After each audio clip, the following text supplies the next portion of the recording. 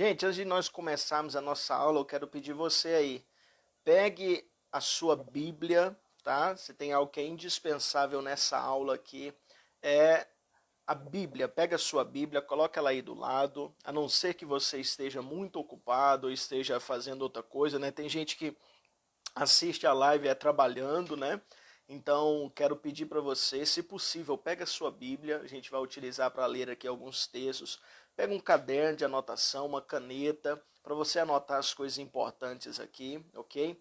Essa aula de hoje, o tema dela é da nossa última aula que nós lançamos no Seminário para Líderes, ok? Na sexta-feira passada, a segunda sala foi encerrada, as pessoas terminaram o seminário para líderes, né? Nós tivemos aí 2 semanas de aula, tivemos 2 salas funcionando totalmente online, ok? Então, essa aula sobre crises, nós lançamos a nossa última aula desse seminário, ok? Muitas pessoas aí que estão conosco aqui agora na live participaram, né, tiveram a oportunidade de aprender neste seminário e eu tenho certeza que elas aprenderam muito, né? E podem até dar o seu testemunho aí. Se eu não me engano, teve alguém aqui que falou, quer ver?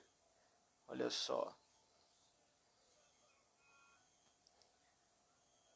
Sim, foi a Cris mesmo que disse, ó, já finalizei o de liderança e amei o aprendizado e já está ansiosa pelo da família. Ou seja, olha só, testemunho é bom, gente, todo testemunho é maravilhoso. Então, olha só, estão gostando, aprenderam, isso é ótimo, isso me deixa muito feliz, isso me deixa muito alegre. Eu tenho certeza que o próximo vai ser maravilhoso ainda.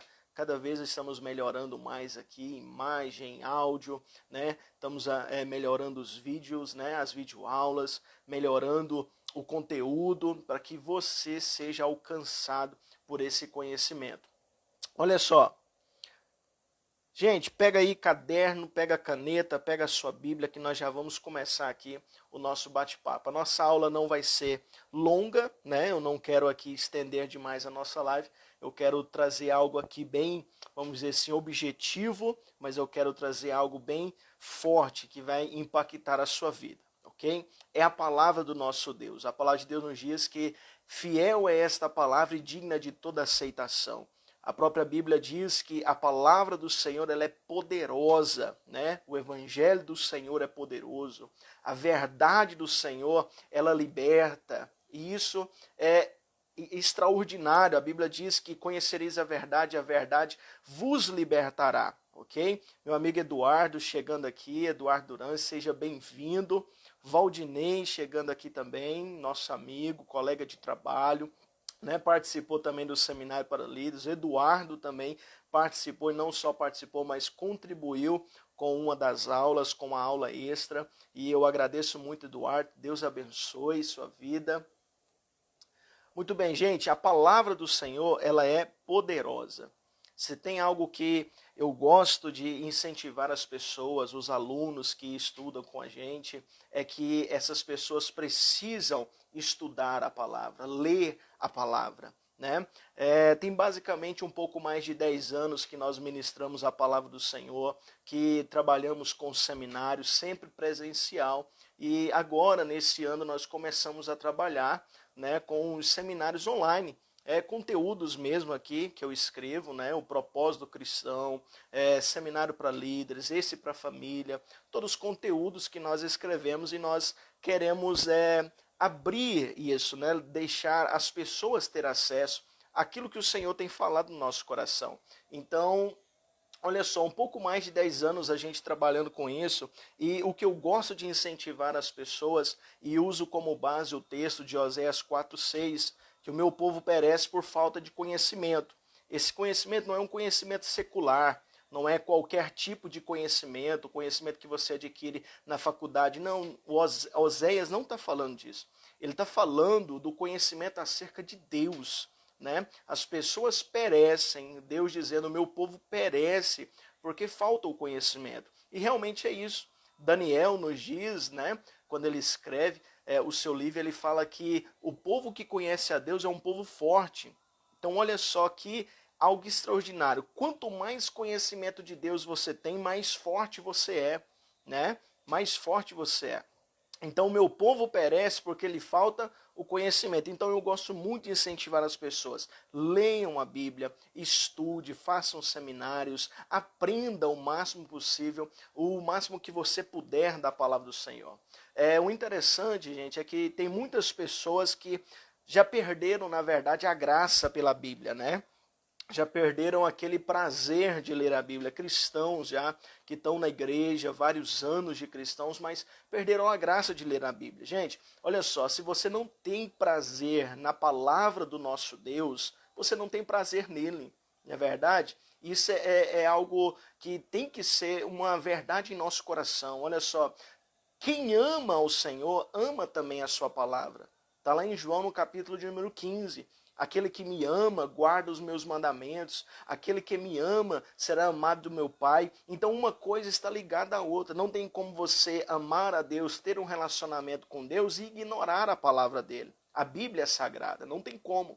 Então olha só, para começarmos aqui essa aula, eu quero que você anote isso que eu acabei de falar para você.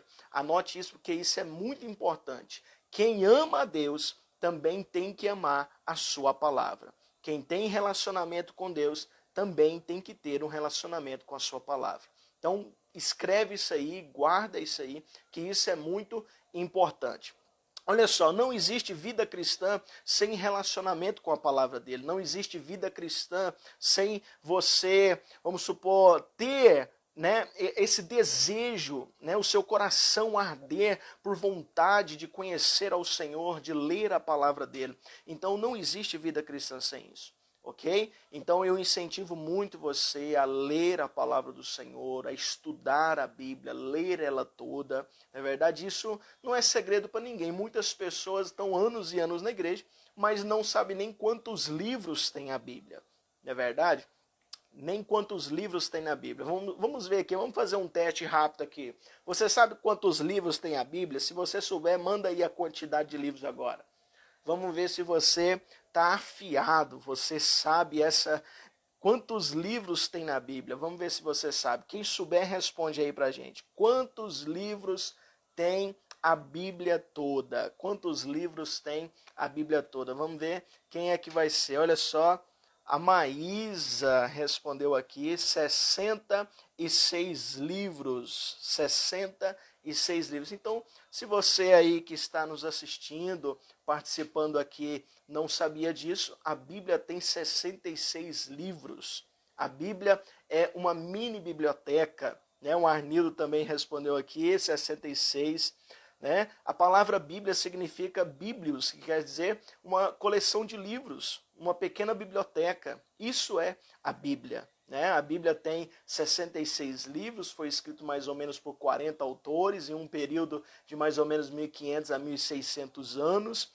Né? A Bíblia tem 1189 capítulos. A Bíblia tem 1189 capítulos. E olha só, quantos versículos tem a Bíblia? Aí agora apertou para todo mundo, hein? Quantos versículos tem a Bíblia? 31.173 versículos. 31.173 versículos. Você pode me dizer, mas por que é importante saber isso? Né? Isso só prova que você tem o quê? Intimidade com aquilo que você depende. Isso prova que você tem intimidade com a palavra do Senhor. Que você tem intimidade com aquilo pelo qual a sua vida depende. A Bíblia diz, examinar as Escrituras, porque contém ter nelas a vida eterna. E são elas que testificam de mim. Então, a vida eterna, ela brota da palavra do Senhor, né, para a nossa vida. Então, aí está a importância. Isso prova o quanto você conhece, o quanto você está próximo dela, o quanto você tem intimidade com ela. E também, olha só, a palavra de Deus, ela tem 31.173 versículos. Agora eu te falo, a Bíblia, você pode durar 100 anos, viver 100 anos, e a Bíblia, ela vai te ensinar esses 100 anos. Olha só isso, o tanto que é poderoso. Você pode viver 120 anos, 80 anos, 70 anos, e a Bíblia vai te ensinar a continuar sendo poderosa, continuar sendo viva, ela vai continuar sendo eficaz na sua vida todos os anos e todos os dias. Isso vai depender do quão sedento você está. A Bíblia diz que aquele que tem sede, venha e beba. Então depende do quanto você quer, depende da sua sede, depende da sua fome pela palavra do Senhor e pelo Senhor. Porque a palavra dele nos leva até ele. Ok? Então olha só, grave muito bem isso aí. Vamos começar a nossa aula. O primeiro texto que eu quero que você abra aí, está lá em João 16:33.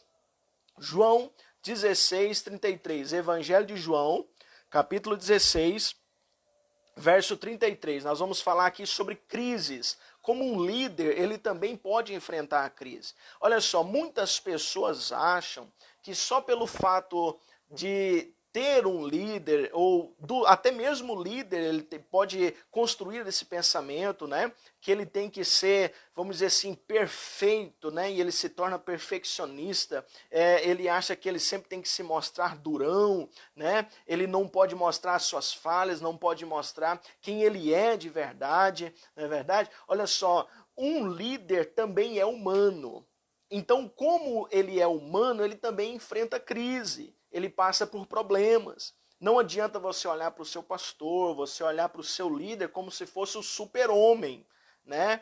Não tem problema nenhum. Não, muito pelo contrário, gente. Líder também enfrenta problema. Líder também passa pela prova. Líder também enfrenta crises, passa por crise. Olha só o que esse texto diz, de João 16:33. É um texto muito conhecido. Tenho-vos dito essas coisas para que em mim tenhas paz. No mundo passareis por aflições, mas tende bom ânimo, eu venci o mundo. São palavras do nosso Senhor Jesus. Jesus, com esse texto, ele está querendo nos dizer o quê? Olha só, no mundo vocês terão aflições. No mundo vocês vão enfrentar problemas. E Jesus está falando isso aqui para quem? Jesus está falando para os seus discípulos. Ok? Jesus está falando para os seus discípulos. Ele está dizendo, no mundo vocês vão ter problemas, vocês vão passar por crises, vão enfrentar provações. No mundo passareis por aflições, mas tende bom ânimo, eu venci o mundo. Muitas pessoas só gravam essa parte, ok? Só gravam essa parte. Agora, uma coisa que eu quero aqui compartilhar com você. No mundo nós vamos passar por aflições. Quem foi que falou isso? Quem falou isso não foi eu. Não foi seu pastor, não foi seu líder, não foi seu discipulador. Quem falou isso foi o próprio Jesus. Então, uma coisa que eu quero te dizer: esteja pronto para o dia da aflição. Esteja pronto para o dia da aflição. Por quê? Porque o dia da aflição vai chegar. O dia da provação vai chegar. O apóstolo Paulo chama esse dia do dia mau, né? Prepare-se porque o dia mau vai chegar. Se você não está passando nenhum tipo de provação, dê glória a Deus, mas se prepare porque o dia da provação vai chegar. Se você já está passando pela provação, então você sabe do que eu estou dizendo. E quando a provação chegar, o dia difícil chegar, qual deve ser a minha reação? Murmurar, questionar, abandonar a Deus, virar as costas para a igreja? De forma alguma. De forma alguma. Por causa da murmuração, por causa da queixa, boa parte dos filhos de Israel morreram no deserto por causa da murmuração. Porque quando você murmura, você está dizendo que Deus não é Deus suficiente, que Ele não sabe cuidar da sua vida, que Ele não consegue cuidar de você. Então, olha só. Murmuração não agrada ao Senhor. Qual deve ser então a minha reação quando a provação chegar, o dia mau chegar?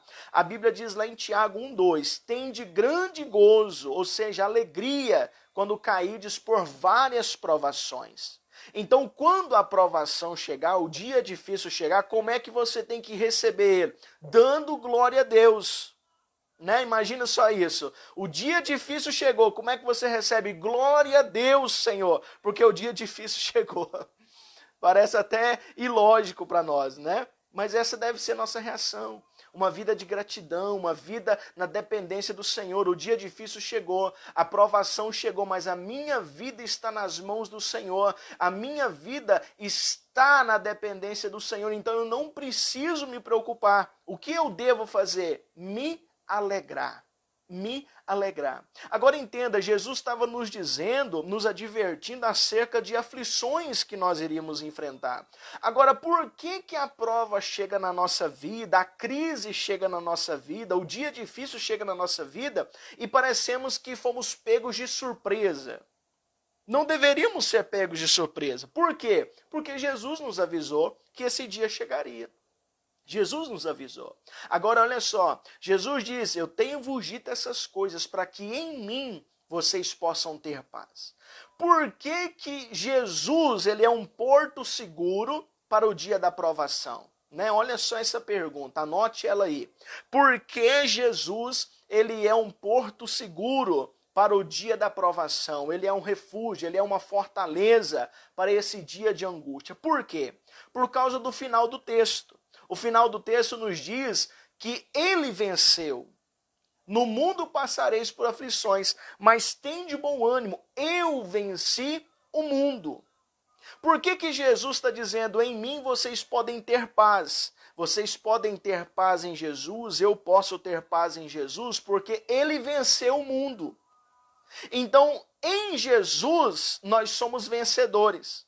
Não somos vencedores sem ele. Olha só, gente, o texto não diz assim, eu tenho-vos dito essas coisas para que em mim tenhais paz, no mundo passareis por aflições, mas tende bom ânimo, eu venci o mundo e vós também vencereis. O texto não diz isso, ok? Muitas pessoas acrescentam essa última parte, mas isso não é uma realidade nesse texto. Esse texto está dizendo, se Jesus, ele é um porto seguro, em mim vocês podem encontrar paz. No mundo passareis por aflições, mas tende bom ânimo, eu venci. Não está dizendo vós vencereis. Por quê? Porque para nós vencermos, é necessário estarmos nesse porto seguro. E quem é o porto seguro? Jesus. Você não vai vencer por si mesmo. Você não vai vencer por suas forças, por seu mérito. De forma alguma você vai vencer se você estiver no porto seguro. Agora, como é que eu vou chegar nesse porto seguro? Através da fé. Através da fé. Através da fé eu sou salvo. Através da fé eu crio um relacionamento com Deus. A Bíblia diz que sem fé é impossível agradar a Deus. Então é através da fé, por meio da fé. Olha só, aí lá em 1 João, no capítulo de número 4, a Bíblia diz, se eu não me engano 4 ou 5, diz assim, olha só, esta é a vitória que vence o mundo, a nossa fé. Essa é a vitória que vence o mundo, a nossa fé. Preste bastante atenção, você só vai vencer o dia mal, você só vai vencer a crise, você só vai vencer essa provação que talvez você esteja passando, se você, pela fé, estiver no porto seguro, que é Jesus. Jesus, ele é o porto seguro, porque ele venceu. Ele venceu. A Bíblia nos diz que nós somos mais do que vencedores em Cristo Jesus. Não somos mais do que vencedores por causa da nossa sabedoria, por causa do nosso dinheiro, por causa da nossa arrogância, do nosso orgulho, de forma alguma. Você é mais do que vencedor em Cristo Jesus. Amém? Olha só, líder também enfrenta crise, líder também passa pela a dificuldade, o líder também passa pelo dia da provação. Né? Muitas vezes olhamos para o nosso líder, o nosso pastor, o nosso discipulador e imaginamos assim, rapaz, ele não deve ter problema nenhum, irmão, muito pelo contrário, o líder é uma das pessoas que mais tem problema. Por quê? Porque além de lidar com os problemas dele, tem que lidar com os seus também, que é liderado dele. Imagine isso. Então, se tem uma função difícil no mundo, gente, é ser pastor. Porque pastor, além de lidar com o problema dele, da família dele, tem que lidar com o problema de todas as ovelhas. Imagina, gente, ore pelo seu pastor. Ore pelo seu pastor, porque ser pastor não é fácil. Não é fácil. Então, ore pelo seu pastor. Não reclame do seu pastor, não julga seu pastor, não se rebele contra o seu pastor. Muito pelo contrário, ore por ele. Ore por ele. Ok? Então, vamos lá. Líder também enfrenta crise. Abra sua Bíblia aí em 1 Reis. 1 Reis, capítulo 19. Vamos usar um exemplo bíblico aqui de um grande profeta que enfrentou crise. Um grande profeta, Elias. Elias, irmão, se tem uma pessoa que é um exemplo de fé, de ousadia na Bíblia, chama-se o profeta Elias. Mas vamos olhar um exemplo aqui. Antes disso, de lermos o texto, vamos tirar aqui algumas coisas dessa equação. Porque eu já vi, já li, né? Eu falei isso na nossa aula no seminário para líderes, eu falei sobre isso no nosso seminário online. Já vi líderes pregando isso, eu já li sobre isso, né? Que as pessoas falam que quando um cristão está enfrentando crise, quando o cristão está passando problema, pode ser algumas coisas. Por exemplo, pode ser que esse crente esteja no pecado. Então, olha só, muitas pessoas dizem que crise é sinônimo de pecado. Muitas pessoas falam que crise é sinônimo de falta de comunhão com Deus. Muitas pessoas dizem, muitos líderes pregam, que se um crente está em crise, está com falta de dinheiro, gente, presta atenção nisso aqui é muito sério. Tem líderes por aí que pregam que se um crente estiver sem dinheiro, ele está endemoniado, ele está com demônio na vida dele. Imagina uma coisa dessa, gente. Imagina uma coisa dessa. Imagina o tanto de crente que não estaria em situação ruim, então. Né? Imagina isso. Então, olha só, crise, só porque um cristão está passando por um momento difícil, seja financeiro, seja, vamos dizer assim, emocional, seja uma crise qualquer que ele esteja enfrentando, o dia da provação chegou na vida dele, perdeu o emprego. Gente, não quer dizer que seja pecado na vida da pessoa. Não quer dizer que essa pessoa não esteja orando ou tendo comunhão com Deus. Não quer dizer que seja opressão maligna. Não quer dizer que seja uma maldição hereditária na vida da pessoa. Até porque quando essa pessoa aceitou Jesus, toda maldição foi quebrada. Ok? Mas também, preste atenção, mas também não anulamos que isso pode acontecer. Mas nem sempre isso é uma verdade. Eu não posso afirmar, olha só, um irmão, um amigo meu, um exemplo, perdeu o emprego. Eu vou chegar nele e falar, rapaz, será que você não está com demônio, não? Como é que eu vou falar isso para uma pessoa? Eu não posso afirmar isso. Eu não posso afirmar para ele, rapaz, essas coisas estão ruins na sua vida, é porque você não está orando. Eu não posso dizer isso de forma alguma. Então, crise não é sinônimo de pecado, não é sinônimo de falta de comunhão com Deus, não é sinônimo de opressão diabólica, né? Se a pessoa está possessa. Não quer dizer isso sempre. Não quer dizer sempre isso. Ok? Eu quero que você entenda. Por quê? Porque nem sempre as crises, as provações agem no campo espiritual. Tá? Nós temos a mania de espiritualizar tudo. Nem sempre acontece as coisas no campo espiritual. Talvez esteja acontecendo na forma natural. Ou seja, aquilo é natural. Tá? Então, vamos entender isso. Olha só, algumas crises aqui, antes de nós usarmos o exemplo de Elias. Olha só, crise de desenvolvimento. São crises, gente, que são naturais e todo mundo enfrenta. Todo mundo passa por isso aqui. Olha só algumas coisas que nós falamos na nossa aula. Crise de desenvolvimento. Que crise é essa? Gente, essa crise de desenvolvimento, ela acontece, ela ocorre com o desenvolvimento das fases na vida do ser humano. Eu passei por essa crise, você passou por essa crise, é uma crise de desenvolvimento, ou seja, de acordo você for evoluindo como ser humano. Você nasceu, você se tornou uma criança, depois adolescente, depois juventude, depois meia-idade, daqui a pouco chega a velhice, se já não chegou. Ok? Então, olha só, isso se chama crise de desenvolvimento. Então, quando você, por exemplo, chegou na adolescência, na juventude, né, cada fase é uma situação diferente, cada fase vem com desafios diferentes. Isso é chamado de crise de desenvolvimento. Tá? Então não é uma ação maligna, não é falta de comunhão com Deus. Você chegou na velhice, você se sente cansado. Isso é o diabo que está te cansando? Não, é porque você já está cansado. Já viveu demais. Não é verdade? Então olha só. Mais uma crise aqui, a crise circunstancial. O que é a crise circunstancial? Ela ocorre em uma situação específica de impacto na nossa vida que nós não estávamos esperando. Não estava planejado aquilo. Isso chama-se crise circunstancial. São circunstâncias que ocorrem na nossa vida que nós não estávamos esperando. Olha só, essa crise, um exemplo dela. Você lembra a primeira vez que você foi para a escola, o seu primeiro dia de aula? Seu primeiro dia de aula.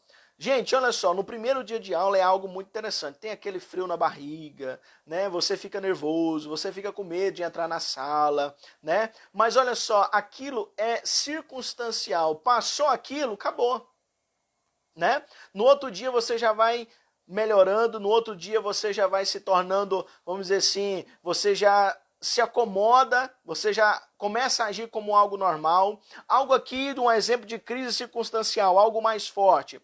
Um ente querido da sua família morreu. Um parente seu morreu. Um colega seu morreu. Não estava planejado. Ninguém esperava aquilo. De repente, aconteceu. Isso se chama o quê? Crise circunstancial.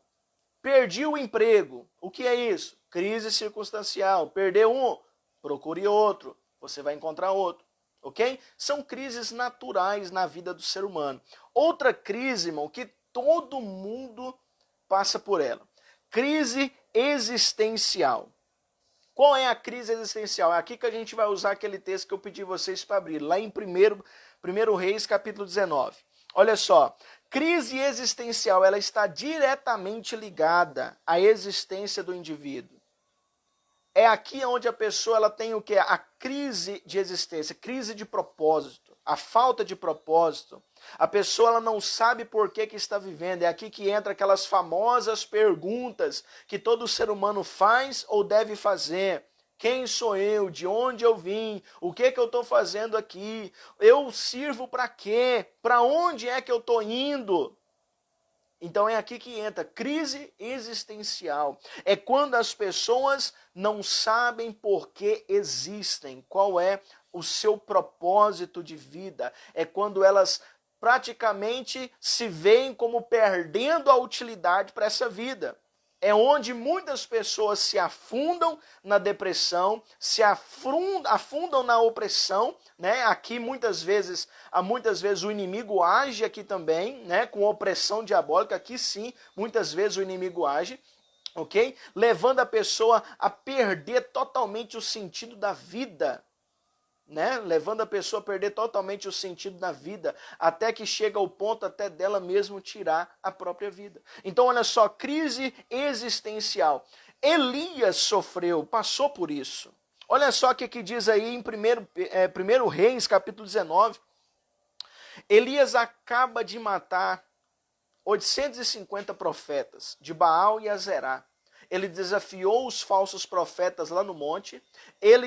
Deus respondeu a oração dele com fogo, ele matou todos os profetas, Deus foi glorificado naquele dia. Imagine isso, você desafiar 850 profetas, você desafiar 850 profetas e dizer, vamos orar aqui, você ora ao seu Deus, eu oro ao meu, o que responder com fogo, esse é o Deus verdadeiro. Irmãos, imagine tamanha fé, imagine essa situação.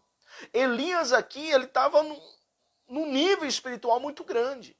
Mas de repente, olha só, no capítulo 19, verso 1 diz, Acabe fez saber a Jezabel tudo quanto Elias havia feito e como matar todos os profetas à espada. Jezabel ameaçou Elias e disse, olha só, amanhã mesmo faça-me os deuses como quiser, se eu não fazer com a sua vida o que você fez com cada um deles. Ou seja, ameaçou ele de morte. O que Elias fez? Elias, temendo, morrendo de medo, se levantou para salvar a sua vida e ele correu para Berseba, que pertence a Judá, e ali deixou o seu auxiliar, o seu moço. E o que ele fez? Ele mesmo, porém, foi para o deserto, caminho de um dia, se assentou debaixo de um zimbro, e o que ele fez ali? Olha só o que ele fez. Pediu para si a morte. O que Elias chegou naquele lugar e o que ele pediu? A morte. Ele disse o que? Basta agora, ó Senhor, a minha alma, pois não sou melhor do que meus pais. Você sabe o que Elias estava passando aqui agora? De uma crise existencial. Agora olha só, você vai concordar do que eu falei antes. Crise não é sinônimo de pecado, falta de comunhão com Deus, opressão diabólica, nem sempre quer dizer isso. ok? Nem sempre quer dizer isso. Olha só, Elias acabou de desafiar os profetas de um falso Deus, 850, e vencer, prevalecer sobre eles. A sua oração foi respondida. Elias aqui é um exemplo de fé, Elias aqui é um exemplo de ousadia, Elias aqui é um exemplo de um homem que tem intimidade com Deus, porque ele ora e Deus responde com fogo. Nunca diríamos que esse homem entraria numa crise. Nunca. Mas de repente aqui ele recebe uma ameaça de morte e ele entra em desespero, em crise. E ele chega num lugar e pede o quê? A morte. Senhor, eu quero morrer. Acabou o sentido da minha vida. Eu não tenho mais propósito. Eu estou com medo dessa ameaça. Elias entrando numa crise. Entrando numa crise. Elias aqui ele começa a entrar o que? Na depressão. Começa a entrar na depressão. E o que quer dizer essa crise existencial que muitas pessoas enfrentam ela, muitas pessoas talvez estão enfrentando ela agora, talvez você que está me assistindo, talvez você que está me acompanhando, está passando por isso agora. Você perdeu o seu senso de propósito, você perdeu o seu sentido de vida. Você olha para a sua vida e não vê nenhuma utilidade nesse mundo. Né? Você se vê como uma pessoa vazia, uma pessoa que não tem propósito, uma pessoa que não sabe por que existe. Talvez até mesmo você que está me ouvindo, talvez já disse para você mesmo, eu não sei por que eu estou vivendo, então eu vou tirar a minha vida. Já pensou até mesmo em suicídio. Não faça isso. Escute bem o que eu estou dizendo, não faça isso. Por quê? Porque você tem um propósito, você é escolhido por Deus. Deus planejou a sua vida. Se você existe, se você nasceu, é porque Deus te deu essa vida. Deus confiou ela a você e você tem um propósito. Você tem um propósito. Deus tem um chamado para a sua vida. Amém, meus queridos? Deus tem uma chamada para a sua vida. Agora, olha só. O que é a perda de propósito? A crise existencial é quando você não vê mais nenhum sentido na vida. E como é que eu vou me recuperar dessa crise? Como eu me recupero dessa crise? É simples. Busque ao Senhor. Busque ao Senhor. Abra seu coração para o Senhor. Por quê? Porque, gente, Ele é o nosso fabricante. Ele é o nosso criador. Então, nada ou ninguém melhor para conhecer o nosso propósito, a nossa utilidade aqui na terra do que Ele. Olha só, Elias chegou até o Senhor e disse, Senhor, eu quero morrer.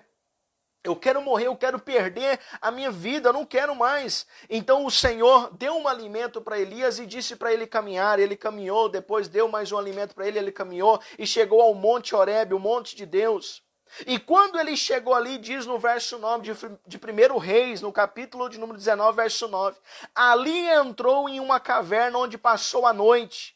E eis que lhe veio a palavra do Senhor. Olha só, talvez no momento mais escuro da sua vida, onde você está escondido, onde você não é enxergado por ninguém, ninguém te vê, ninguém te entende, talvez ali Deus vai soar uma voz a você e vai dizer, o que você está fazendo aqui? Deus olhou para Elias e disse para ele, o que você está fazendo aqui, Elias?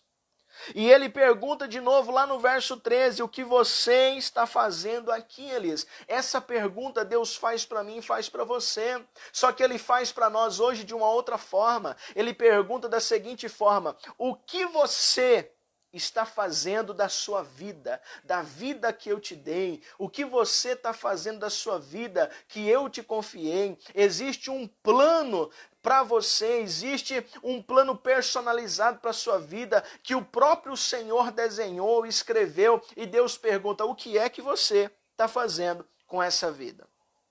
O que você está fazendo com ela? Elias chegou lá na caverna sem motivo para viver. Ele achou que a vida dele tinha acabado. Ele achou que a vida dele não tinha mais nenhum sentido. Acabou tudo que eu tinha que fazer na terra. Todo o meu serviço acabou. Ele chegou lá e pediu a morte. Eu quero morrer, Senhor. E então Deus pergunta para ele, o que é que você está fazendo aqui? Se você quer encontrar sentido na sua vida, você tem que primeiro buscar ao Senhor. Anota isso aí que eu estou te falando agora. Se você quer encontrar sentido na sua vida, primeiro busque ao Senhor, porque Ele vai te direcionar para aquilo que Ele te criou. Segunda coisa, se você quer encontrar sentido para a sua vida, só existe uma forma. Não existe dinheiro no mundo que compre sentido para a sua vida. Não existe ninguém no mundo que possa te dar sentido na vida a não ser o Senhor. Então, se você quer ter sentido nessa vida, segunda coisa, encontre o seu propósito. Encontre o seu propósito. Se você encontrar o seu propósito, você nunca mais entrará em uma crise existencial. Nunca mais você vai perder o sentido da sua vida, nunca mais você vai questionar a sua existência, nunca mais você vai questionar o plano de Deus para a sua vida. Por quê? Porque você tem entendido qual é o plano do Senhor. Você encontrou isso. Ok? Você encontrou isso. Olha só, como foi que Deus curou a vida de Elias? Como Deus curou a crise de Elias? Olha só, Deus não curou a crise de Elias com um milagre, né? Deus não curou com um milagre. Como foi que Deus curou a crise de Elias, a crise existencial que Elias estava enfrentando? Dando serviço para ele, dando propósito para ele, dando, vamos dizer assim, tarefas para ele. Elias, não acabou aqui. Você não vai morrer nessa caverna. Por quê? Porque ainda tem muita coisa para você fazer.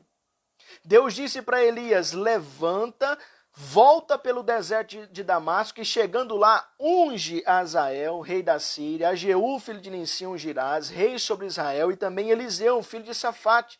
Ungirás profeta em teu lugar. Ou seja, antes de chegar no final da vida, do ministério, antes de chegar no final de tudo aquilo que Elias tinha que, vamos dizer assim, que cumprir aqui na terra, Deus disse, levanta, sai dessa caverna, você não vai morrer aí, você tem que ungir um rei. Você tem que ungir um profeta no seu lugar, o seu propósito ainda não acabou, a sua tarefa aqui na terra ainda não acabou. É isso que Deus está falando para mim e para você nessa aula de liderança hoje. A sua vida não vai acabar aí onde você está. Ainda tem muita coisa para que você possa enfrentar. Tem muita coisa que você tem que fazer, tem muita coisa que você...